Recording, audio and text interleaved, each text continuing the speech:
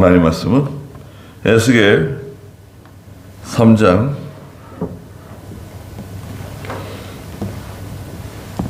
22절입니다.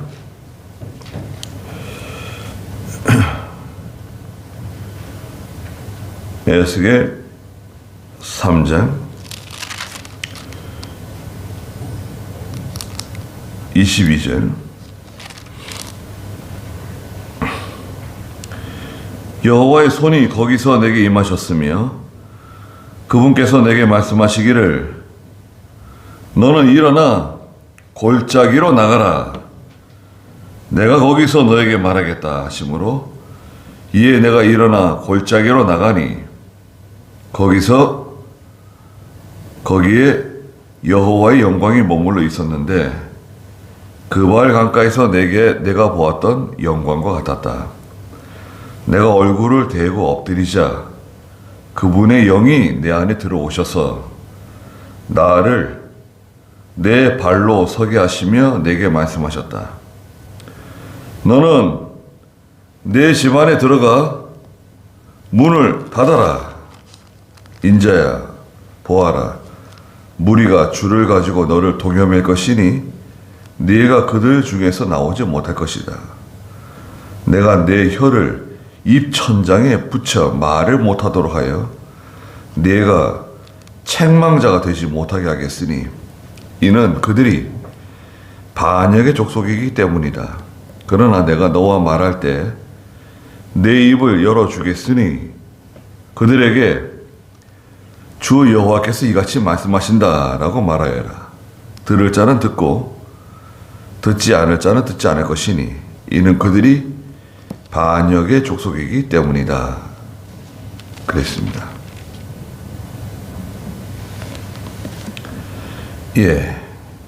여기 22절에 보니까 여호와의 손이 거기서 내게 임하셨으며 거기는 어딘가? 거기는 그 15절 한번 읽어주시겠어요? 내가 그발 강가에 사는 데라비 포로들에게 가서 그들이 거하는 그곳에서 7일 동안 놀란 채로 그들과 함께 앉아 있었다. 네, 그발 강가 데라빕 포로들이 거주하는 지역. 거주지죠, 거주죠. 동네 이름이 데라빕이에요. 바빌로니아에 포로 잡혀간 유다 백성들이 사는 곳이에요. 거기서 7일 동안 하나님의 큰 감동을 받으며 기도하고 있었죠. 거기서 하나님께서 에스겔에게 내가 너를 파수꾼으로 세웠다. 17절 18절에 말씀하시면서 파수꾼은 원수 대적들이 오는지 오지 않는지 지키고 있는 사람 아닙니까? 교회의 파수꾼, 하나님의 나라의 파수꾼, 진리를 파괴시키는 적그리스도, 이단, 신신앙, 신비주의, 또 이 세상의 여러 가지 그 세상 철학들, 특별히 영지주의라고 있어요. 영지주의는 근대에 들어와가지고 이제 인간의 이성을 강조한 인본주의가 발전하면서 생긴 거예요. 영지주의는 뭐냐 하면 인간의 힘으로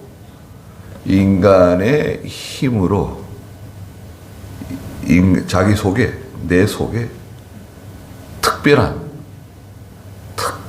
신적인 능력이 있다.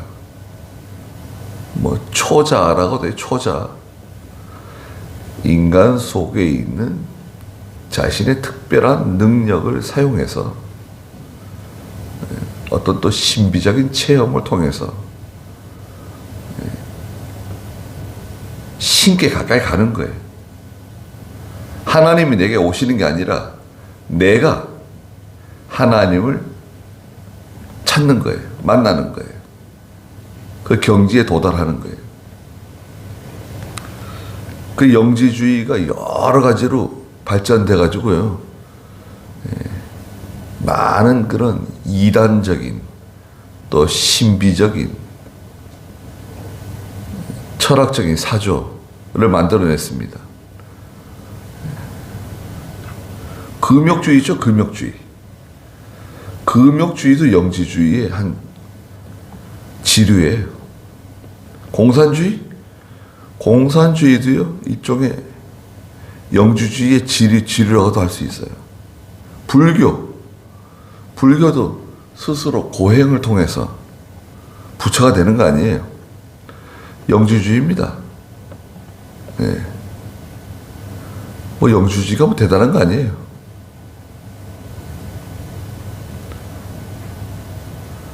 그 오늘날 교회에서 하나님 말씀을 가르치면서 자꾸 이 영지주의 비슷한 냄새를 풍기는 것들이 있어요. 천주교도 그렇고, 천주교. 사람은 위대한 신적 창조물이다.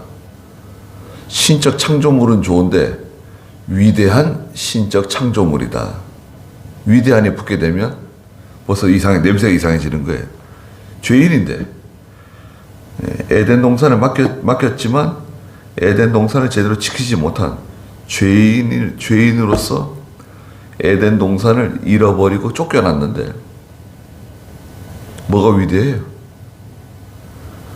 위대한 신적 창조물로서 도덕적으로 또 영적으로 모든 면에 또 신적인 것을 가지고 있다. 자꾸 이렇게 해가지고요. 뭐 대단한 것처럼 포장을 하는 거예요. 물론 우리 인간 속에 위대한 면이 있죠. 예. 그러나 하나님 앞에는 엎드려야 돼요. 하나님 앞에 굴복하고 겸손해야 되고 회개해야 되는데 자꾸 사람을 강조하다 보면 사람이 높아져요. 교회에서도 마찬가지입니다. 교회는 하나님만 위대하고 하나님만 영광이 돌아가야 되는데 자꾸 이 교인들을 위대한 교인들로 만들어요. 우리 교인들은 더 위대하다. 우리 장로님 참 대단하시고, 뭐 집사님 대단하시고, 뭐 우리 권사님들 대단하시고, 막 이렇게 막 그냥 바람을 집어넣어요. 그 좋은 거 같습니까? 우리 장로님이 진짜 멋있는 최고, 우리 집사님 최고, 우리 권사님 최고. 그러면 듣긴 좋은데요. 듣긴 좋을 수 있어요. 우리 목사님은 참 사랑이 많으시다. 뭐 그럴 수 있는데 그게 그 뿌리가 있어요. 뿌리. 그분이 성격이 좋아서 그런 게 아니라 그렇게 배운 거예요. 신학교에서 그렇게 배운 거예요. 어떤 사람이 영향을 받은 거예요. 누군가로 영향을 받았어요. 그 영향을 받은 근본 그 뿌리가 어디냐? 냄새가 좀 나는 거죠. 그런 걸 잘 분간하셔야 됩니다. 나한테 뭐 좋은 말 해준다가 다 좋은 게 아니에요.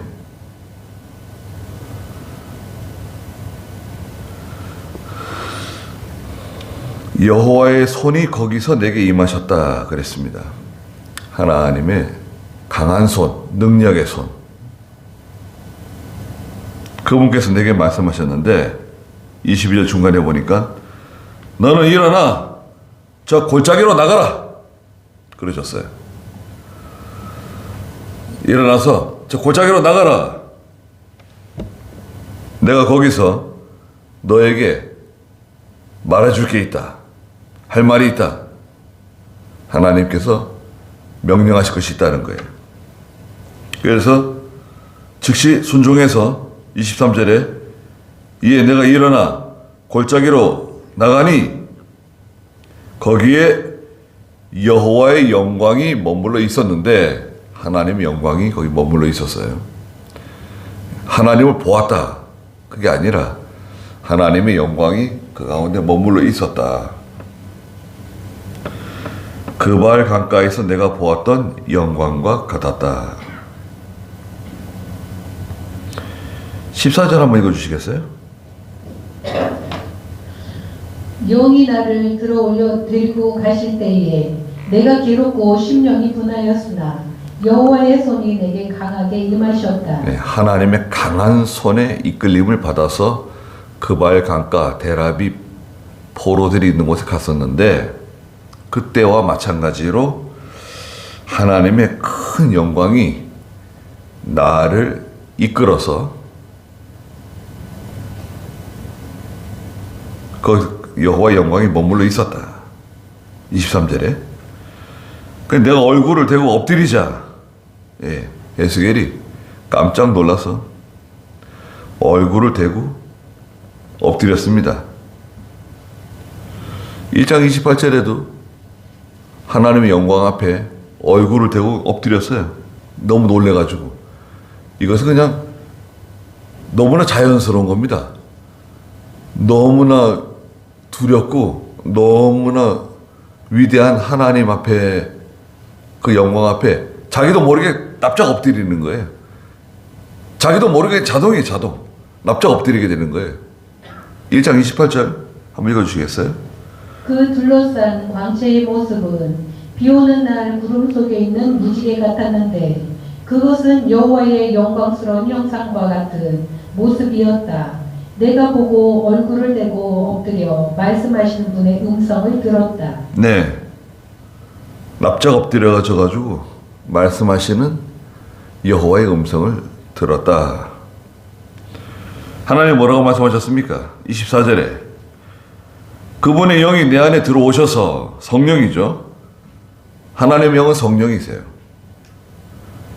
내 안에 들어오셔서 나를 내 발로 서게 하시며, 하나님의 성령께서 나를 감동하셔가지고 일어나서 담대하게 똑바로 서게 하시고 내게 말씀하셨다. 너는 내 집안에 들어가 문을 닫아라. 이게 첫 번째 명령이에요. 집에 들어가서 문을 닫아. 이것은 마태복음 6장 6절에 있는 말씀과 같은 내용입니다. 마태복음 6장 6절에 보시면 골방에 들어가서 기도하라고 그러셨는데요. 6장 6절 읽어보세요. 너는 기도할 때에 내 골방에 들어가 문을 닫고 은밀히 계시는 내 아버지께 기도하여라. 그리하면 은밀히 보시는 내 아버지께서 내게 갚아주실 것이다. 예, 들어가서 문을 잠그라, 문을 닫으라는 것은 여기 마태복음 6장 6절에 있는 것처럼 너는 기도할 때 내 골방에 들어가서 문을 잠그라는 거예요. 문을 닫아라. 그리고 은밀히 계시는 내 아버지께 기도해라. 오늘 여기 에스겔 3장 24절에서도 너는 네 집안에 들어가서 문을 닫아라. 집 안에 들어가는 것만 해서는 안 되고 집 안에 들어가서 문을 걸어 잠그라는 거예요. 왜 잠그냐? 오늘날 예수 믿는 성도들도 하나님께 나갈 때 골방에 들어가야 되고 집 안에 들어가서 문을 걸어 잠가야 돼요. 아니 왜 문을 걸어 잠그라 그러는가? 이것은 영적인 골방, 영적으로 하나님을 만나는 장소, 기도하는 장소. 아가서에서는 잠근 동산, 덮은 우물, 봉한 샘.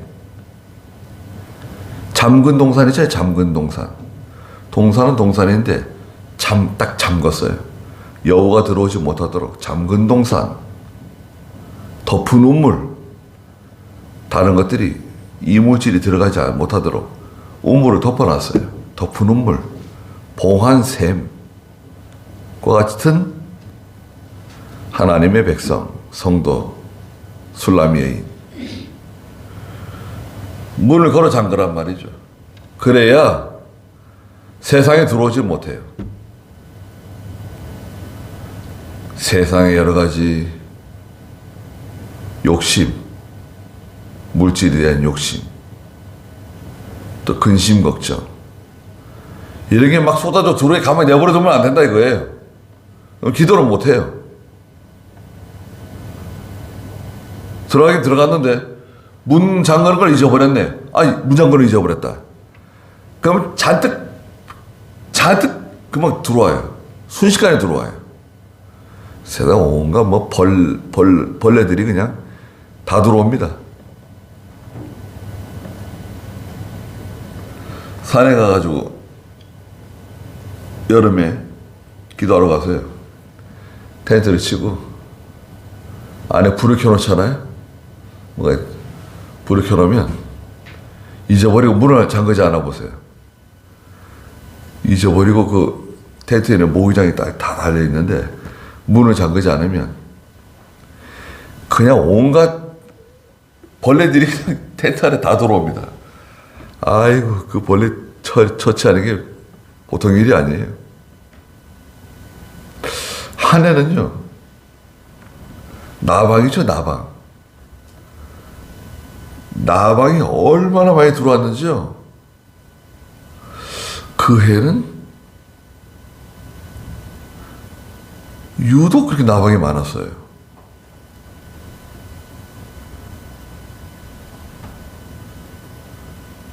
나방이 얼마나 많은지요. 아마 몇천 마리 잡아 죽인 것 같아요. 몇천 마리. 왜 이렇게 나방이 많았을까요? 저 깜짝 놀랐어요. 나방 보통 이렇게 있으면 물티슈라든지 휴지 같은 걸 이렇게 눌러가지고 잡잖아요. 그러다가 손으로 다 잡았어요. 손으로 그냥 나방 다 잡아가지고 머리를 한 번씩 눌러주는 거예요. 딱 잡아가지고 머리 딱 누르고 계속 잡는 거예요. 텐트 안에 뭐 수도 없이 들어와가지고요. 와, 그 텐트 주변에 나방이 알을 쏘놨는가 봐요. 그들이 다 이제 부화해가지고 이제 나와가지고 텐트 안으로 확 그냥 덮친 것 같아요. 또 어떤 애는요, 작은 벌레들이 있어요. 까만 벌레들. 예, 엉덩이를 치켜드는 작은 벌레들이 있습니다. 조그마한 벌레들인데 그게 그렇게 몰려올 때가 있어요. 엄청나게 많아요. 한 주간 내내 그 벌레들 치우는 게 일이에요.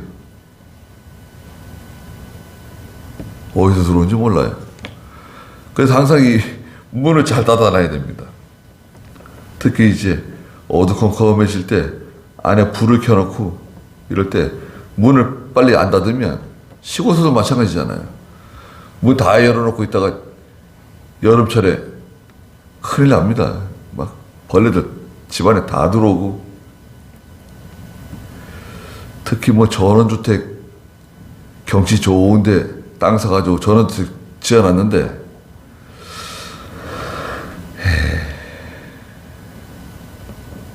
아차차 할 수 있습니다. 아차차. 전원주택은요, 가서 살아봐야 돼요. 전원주택 많으니까 전원주택에 관심이 있으면 가서 좀 살아보는 거예요. 한 6개월이든지 1년이든지 전세를 살든지 월세를 살든지 빈집들이 많으니까, 예, 그 집을 사지 말고 월세로 살든지 전세로 살든지 좀 살아보는 거예요. 한 6개월이나 1년이나. 한번 살아봐야 돼요. 겨울도 지내보고 여름도 지내보고 한번 지내봐야 돼요. 그런데 이 저수지라든지 강, 호수 옆에 전원주택 지어놓은 곳들이 있어요. 정원을 예쁘게 꾸며놓고 가로등도 막 달아놓고. 근데 이제 여름이 되면요, 사람들 밖에 못 나갑니다. 밖에 이 정원에 이 불을 못 켜요. 왜 못 켜냐? 불 켜면요, 그 습한 데서 오는 모든 벌레들이 다 이 집으로 몰려오는 거예요. 예, 벌레지향이에요, 벌레지향. 그래가지고 이 모기지 방충망을 2중으로 막 하고 3중으로 하고 이래도 벌레들이 막 집에 들어오는 거예요. 기겁을 하는 거예요. 아, 난 그래도 괜찮아. 나는 그래도 전원주택 좋아. 괜찮죠. 네. 그런 거 할 수 없지만 또 산골짜기 저기 가파른 곳에 잘 지어놓고 살아보세요. 겨울에 눈 와요. 한번 눈 내리면 봄 돼야지 밖에 나갈 수 있어요. 병원에도 제대로 못 가고 그냥 약 타러도 못 가고. 아, 이런 줄 몰랐다. 사과나무를 심어놓고 뭐 그러는데 밖에 못 나가요, 겨울에. 그래, 좀 살아보고 결정을 하라 이거예요. 전원주택 아무데나 사는 거 아닙니다. 그래도 우리는 또 예배당 가까워야 돼, 예배당. 예. 나하고 맞는 교회, 나하고 맞는 신앙의 교회, 그런 교회를 찾아야 되고, 그런 교회 새벽 예배도 나가고 수요일 예배도 나가고 주일 예배 나가야 되는데, 신앙생활이 첫째잖아요. 그게 참 집 구하는 게 쉽지 않아요. 조심해야 돼요. 자, 기도할 때에 은밀한 영적인 골방에 들어가서 문을 걸어 잠가야 돼요. 이 문을 잠그는 거 잊어버리면 큰일 납니다. 문을 걸어 잠가야 기도를 조금 할 수 있어요. 이게 문을 걸어 잠그지 않으면 기도할 때 세상 염려, 근심, 몽땅 다 들어옵니다.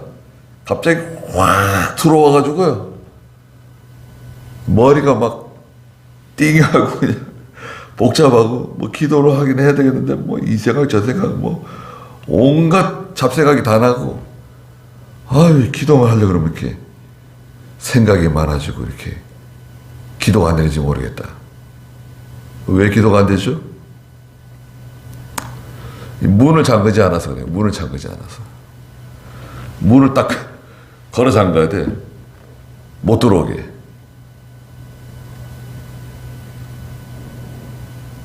근데 보통은 이 문 잠그는 거 잊어버립니다. 기도만 하면 되는 줄 알아요. 시간만 때우면 되는 거예요. 시간만 때우면 되는. 물론 기도 뭐 안 하는 것보다 좋지만, 기도할 때 이 문을 걸어 잠그지 않으면 세상의 것이 다 들어와요. 온갖 벌러지들이 다 들어와가지고 기도를 못하게 해요. 눈 뜨면 눈 뜨면 아무렇지도 않은데, 네? 그렇지 않으세요? 눈 뜨고 있으면 뭐 아무렇지도 않아요. 조용하고. 기도하면 잘 될 것 같은데, 눈만 착 감으면 갑자기 그냥 무슨 5만 가지 생각이 다 들어옵니다. 아, 이게 다 어디서 이렇게 숨막힐 지경이에요. 눈 뜨면 아무렇지도 않고. 참 이상하다. 눈 감으면 또 들어오고. 뭘 단속을 안 해서 그렇죠? 이 문을 잠그지 않아서 그래요. 문을 잠가야 돼요. 이 문은 마음의 문인데, 마음의 문. 예. 이 문을 닫아야 돼요. 근데 처음에는 이게 문을 닫는 게 쉽지가 않아요. 어떻게 문을 닫는지도 모르고 어디에 문이 있는지도 모르고 막 찾아 헤매다가 기도도 못하고 시간 보낼 수 있어요. 그래서 자꾸 이제 훈련을 하다 보면 이제 문을 잠글 수 있게 돼요. 문을 탁 잠그는 거예요. 잽싸게. 그걸 잠글 수 있어요. 숟가락에 하나 딱 꽂아놓으면 못 들어오는 거예요. 괜찮잖아요. 예전에는 시골에서 숟가락 같은 거 꽂아놓고 그런 집 종종 봤는데,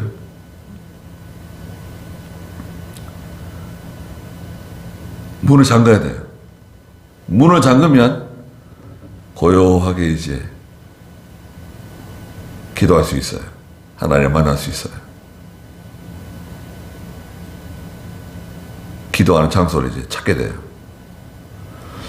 기도하는 골방에 들어가서 문을 잠그고 기도하면 이제 정말 기도할 장소를 발견하게 돼요. 네. 그 장소는 이 물리적인 장소가 아니죠. 내가 지금 있는 이 자리가 아니라 다른 예수님을 만나는, 하나님을 만나는 그런 장소를 발견하게 돼요. 그래서 현재 이 자리는 중요하지 않은 거예요, 사실은. 여기서 기도하면 뭐 기도가 잘 된다, 저기서 기도하면 기도가 잘 된다. 물론 이제 좀 이렇게 조용한 곳을 찾아가서 산에서 기도한다든지, 뭐 강가에 가서 바울이 강가에 가서 기도하고, 에스겔도 강가에 가서 기도하고, 또 바닷가에 가서 기도하는 분들도 있고. 그런데 장소는 사실 중요한 게 아닙니다. 마음이 중요하고, 또 기도할 때 이 문을 걸어 잠글 수 있어야 돼요. 문을 걸어 잠글 줄 안다. 그러면 된 거예요. 그러면 이제 기도할 수 있는 거예요. 골방에 들어가서 문을 잠그라 이게. 내 집에 들어가 문을 닫아라. 25절에 너 인자야 보아라. 무리가 와가지고 줄을 가지고 너를 꽁꽁 동여맬 것이다. 사람들이 와가지고 너를 밧줄을 가져와가지고 너를 동여맬 거야. 그리고 너는 그들 중에서 나오지 못할 거다. 밧줄을 가지고 꽁꽁 묶어놨으니까 못 나온다는 거예요. 아니 왜 그 에스겔을 괴롭혔을까요, 사람들이? 하나님 말씀 전한다고. 하나님 말씀으로 책망한다고, 자기들을. 하나님 말씀으로 말하지 말라고. 성경 말씀 듣기 싫으니까 말하지 마세요. 우리 책망하지 마세요. 마태복음 3장 21절에서도 미쳤다 그랬어요. 미쳤다고. 마가복음 3장 21절 한번 읽어주시겠어요? 마가복음 3장 21절. 예수님의 가족이 소문을 듣고 그분을 붙잡으려고 나아오니 이는 사람들이 예수께서 미쳤다고 말하였기 때문이다. 예수님 미쳤다는 소문을 들었어요. 그 식구들이, 어머니와 자네 형제들이 와가지고 예수님 붙잡아 가려고 왔어요. 30절, 그 마가복음 3장 30절 읽어보세요. 이는 그들이 말하기를 그가 더러운 영에 들렸다라고 하였기 때문이다. 더러운 영에 귀신이 들었다. 마귀가 들어갔다.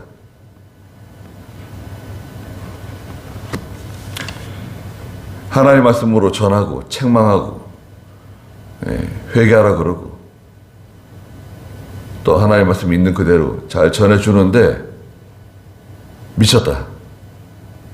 이상하다. 뭐 이상한 말을 한다. 우리가 들어보지 못한 말을 한다. 자꾸 얘기하니까 밧줄을 꽁꽁 묶었습니다. 그런 일 당할 수 있어요. 밧줄에 묶일 수도 있고, 네?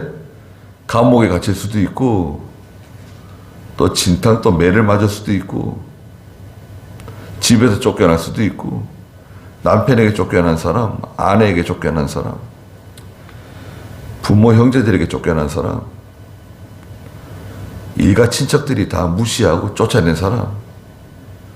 너는 우리 형제도 아니다. 우리 집안 사람 아니다. 이까짓 게 뭐냐? 너가 예수나 믿어라. 그러고 쫓아내. 그럴 수도 있죠. 그러면 저를 쫓아내지 마세요. 시키는 대로 다 하겠습니다. 그럴 수 있나요 또? 또 그건 안 돼요 우리.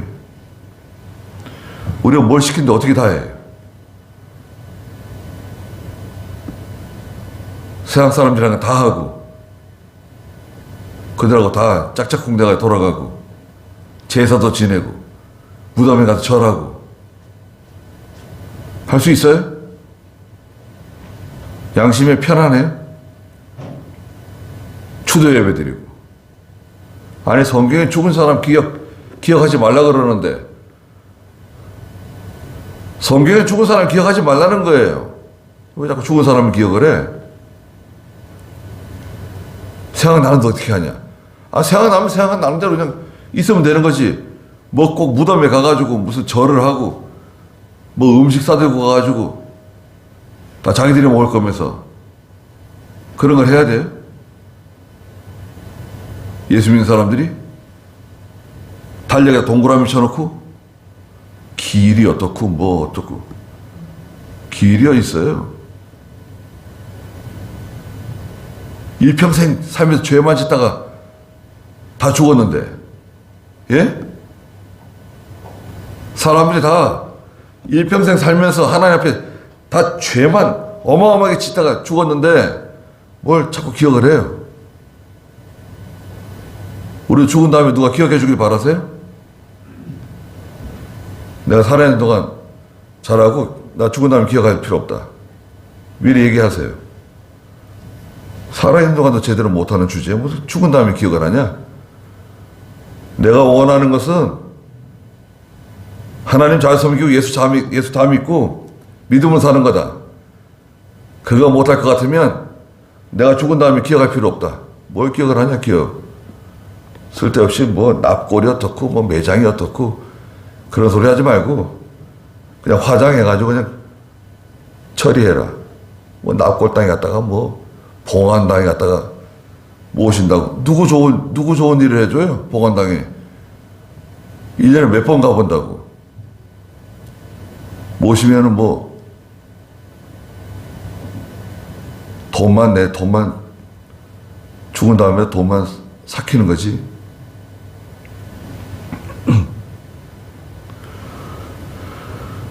그 이제 화장장에 가면은 그 뭐 하는 거예요? 산골장 있잖아요. 산골장. 지금은 산골장이라고 안 그러고 뭐 무슨 거기 가면 이제 큰 항아리라든지 뭐 이렇게 만들어 놨죠. 갖다 부으면 되는 거죠. 기도 한 번 하고 갖다 부으면 돼요. 이만큼. 저 같은 사람 그냥 1시간 반 태우면 요만큼 나옵니다. 요만큼 가루 한 3kg. 저희 집에 저울이 있는데 거기 이렇게 맨발 올라가면은 전체 몸무게가 몇 킬로, 근육이 몇 %, 지방이 몇 %, 뼈 무게가 얼마. 저는 뼈 무게가 3.36인가 뭐 나오더라고요. 그래서 바짝 태워가지고 가루를 만들면 한 3kg. 이거 이제 가루 한 3kg 이 정도 나오는 거예요. 나와가지고 갖다 부으면 끝이에요. 아니 이미 예수 믿고 하나님 성에다 하나나라 간 건데 뭘 거기 그거 집착해가지고. 어떤 분은 자기 어머니 뼈가루를 너무 소중해가지고 항아리에 담아가지고 집에 가져갔대요. 나중에 열어보니까 거기 그냥 항아리 전체가 다 구더기. 그거 왜 집에다 갖다 놓고 그거 잘못 보관하면 큰일 납니다. 구더기 썰어요. 일평생 죄만 짓다가 죽었는데 뭘 자꾸 기억을 해요. 좀 서운한 말씀이 있을 수 있지만 냉정하게 생각해야 돼요. 예수 믿는 사람들이 추도 예배 자꾸 지는 하나님이 하지 말라 그러는데 왜 그래. 목사님들은 거의 다 알아요. 이게 잘못된 거, 잘못됐다는 건 거의 다 압니다. 목사님들은. 교인들이 자꾸 하자 그러니까 하는 건데, 교인들이 무서운 거예요? 하나님이 무서운 거예요? 그건 잘못된 거다 그래야지. 그 유튜브 보고 계시는 교인들이나 교육자들은 그거 기억하셔야 됩니다. 추도 예배 잘못된 거예요. 성경 위반이에요. 성경 어디 그런 말이 있냐? 추도 예배 드리지 말라는 말이 어디 있냐? 죽은 자를 기억하지 말라는 거예요. 성경. 하나님의 뜻은 죽은 사람 기억하지 말 것. 무덤이 있으면 돌볼 수는 있죠. 풀도 깎고 그럴 수 있는데 그것도 나중에 상의해가지고 다 화장하고 치워야지. 그 무덤 누가 관리를 해요? 자기들이 관리 안 하고 다 돈 주고 맡기고 자기들이 여행 다니고. 아니 그럴 것 같으면 무덤 못 하나 만들어요.